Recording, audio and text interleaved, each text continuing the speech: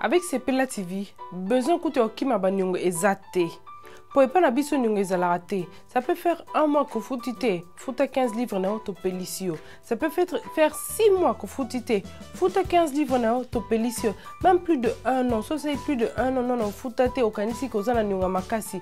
Comme tu sais maman, comme tu sais papa. 15 livres à pamba pour rétablir service non. Et je te dis, on va dans l'andako, on va pas bilingue, Sepela TV.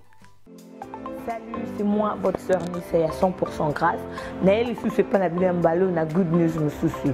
Bandeko, batuna, il bakozo, à box, on a une spéciale offre pour 70 livres, 70 livres pour la bandeko à Paris, mais bolobaka.